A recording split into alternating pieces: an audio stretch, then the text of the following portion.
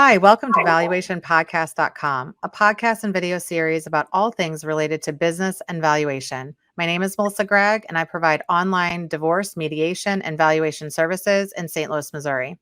Today, we will discuss the Unimpeachable Rebuttal with Zachary Meyers, a CVA and CPA in Winfield, West Virginia.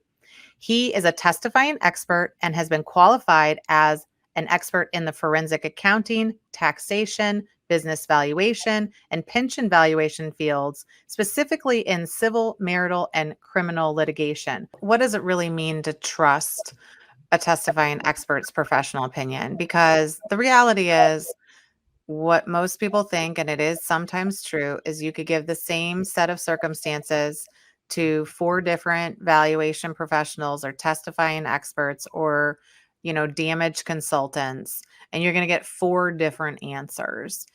So how do we deal with that? And why would they be different? Like, why shouldn't they just be the same damn number, right? That's what everybody wants to know. Yeah, and it doesn't mean that they're both lying either. I mean, it happens all the time. I mean, like we said before, everyone's experiences help to form their behaviors. So, in a particular situation, there are sometimes it's easy and it's very human to only see what you want to see.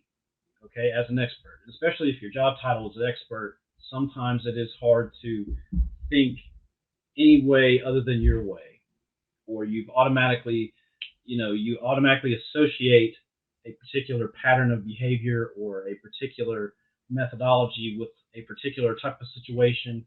And it's easy for two different experts that have the same exact fact pattern focus on different things. Usually the difference in one number from another number is the thing that they focus on or put more emphasis on the most, whether it be a growth rate, a discount rate, capitalization rate, a base of earnings, a benefit stream, things like that. And so, I know one of the things that I like to do is I like to reconcile whenever I am approached with a rebuttal or even just approached to rebut someone else's work.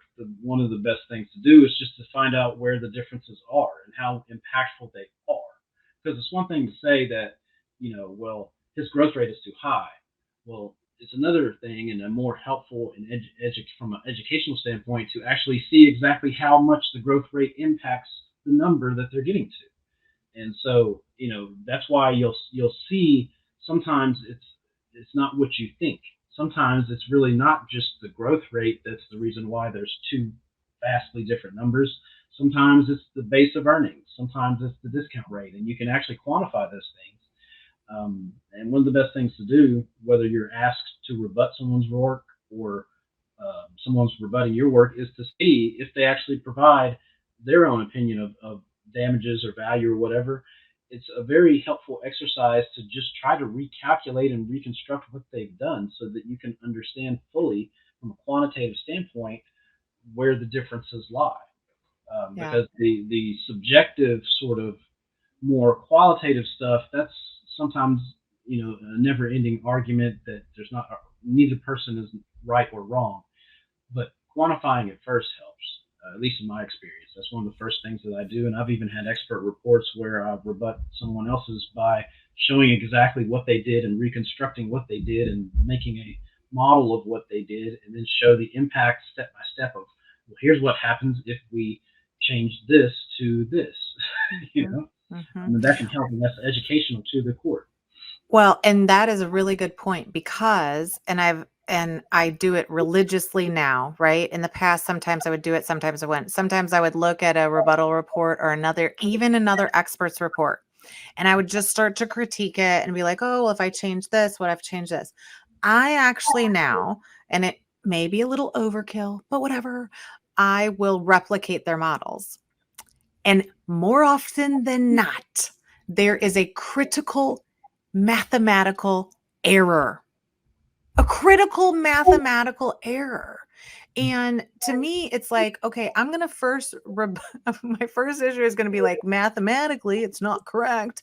And then I'm going to leverage off of that.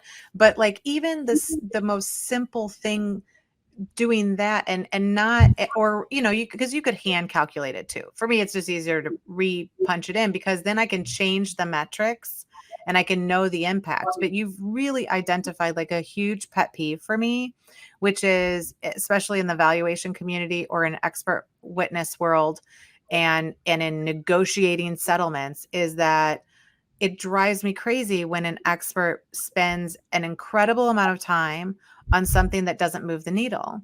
And we're having huge discussions on things that aren't moving the needle. So I'll be like, okay, we're arguing a 1% change in the cap rate or the discount rate or the weighted average cost of capital. Does everybody understand that it's only going to move the needle $20,000? And currently, right now, we are charging $5,000 an hour with all of the people, experts and attorneys that are discussing this topic. And I know from, you know, maybe a theory standpoint that, you know, we talk about a lot of things in theory at conferences and things, but when it comes to actually put it into play, you need to be of value. You need to be of value to the process, but not making work out of nothing. And I think that that's why sometimes attorneys get a little distracted, because they're like, well, this is a really big point. I was like, no, it's not. It doesn't even move the needle. Like, you want to talk about things, talk about the adjustments to the cash flow, that you have one person adjusting at 100,000, you have another person adjusting at 500,000. That's an issue.